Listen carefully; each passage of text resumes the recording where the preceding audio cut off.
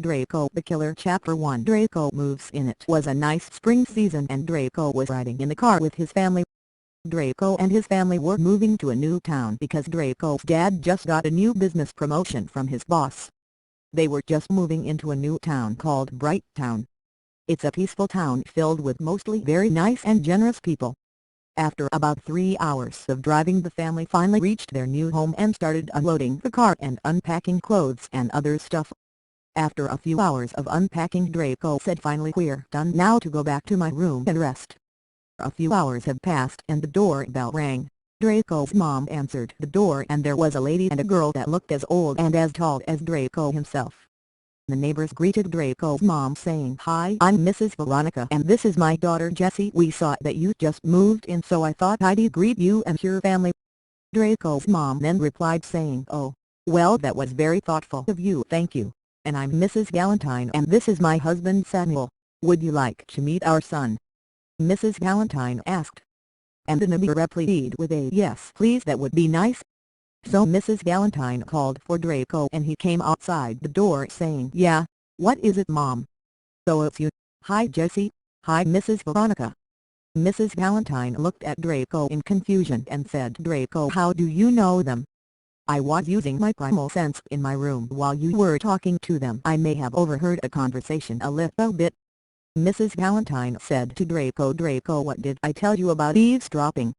Draco said in reply, "And Mom, just what did I tell you about talking that way to me in front of other people?" Crossing his arms in shame, Draco then said, "Anyways, what's up?" Glaring down at a paper in Jessie's hand, asking her, "Is that an invitation?" She replied saying, "Oh this, yes it is." "How did you?" Draco interrupted saying, "How did I know? I saw the design on it. That's how." Jessie replied saying, "Oh okay." Draco said, "I accept this invite, but what's it for?" Jessie said, "My birthday party, of course." Asterisk saying that with a very bright and beautiful smile. Asterisk Draco replied saying, "Oh well, in that case of course I'll accept it then." Asterisk then Draco walks back inside and smiles at Jessie as well as saying bye to the neighbors. Asterisk Chapter 2 Bullies. The next morning Draco woke up to the call of his mother for breakfast, so he got his white hoodie and black ripped pants on and headed downstairs, but on his way he had a feeling of a demon-like dragon in the form of human that can change forms from dragon to human that he has seen before in the nightmare before. It was a 18-foot demon-like dragon with bloodlust red eyes that glowed, razor-sharp teeth, razor-sharp deadly claws, razor-sharp deadly spinal blades, a razor-sharp tail blade, dragon wings, pale white skin color, and black hair all the way down to the middle of his spine. It was scary even for Draco, and he's not scared of anything nor anyone, but this was different. It's unlike anything he's ever experienced. That's why it scares him. So he dismissed it in an instant and continued his way downstairs, and finally he made it to the kitchen and started eating his breakfast, and he once again had the feeling, and so he dismissed it. And his mom figured it was too quiet, so she told Draco and his little brother Maxwell that she signed them up for school. And Draco said, "Mom, can we walk after breakfast to school please?" Mrs. Galantine said in reply, "Why?" And Draco replied saying, "I don't feel very comfortable riding the bus this morning." She replied saying, "Yes, I suppose you can, but be careful, and I can't pick you up afterwards. You've got a lot of housework that needs to be done." Draco replied saying, "Thank you Mom, and I will ride the bus on the way home. I understand you're going to be busy, we just moved in after all."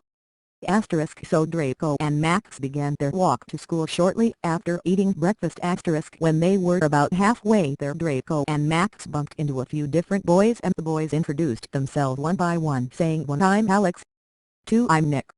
3 I'm Chris." And then out of nowhere Alex commanded the other 2 boys to grab Max, so they did, and Alex took Max's wallet, and Draco got so furious that when he had the feeling again he allowed it to take over, and the out of nowhere this dark Nora began covering up Draco's body, and the red bloodlust eyes glowed out of the dark aura. First then the wings, then the claws, then the tail, then the hair.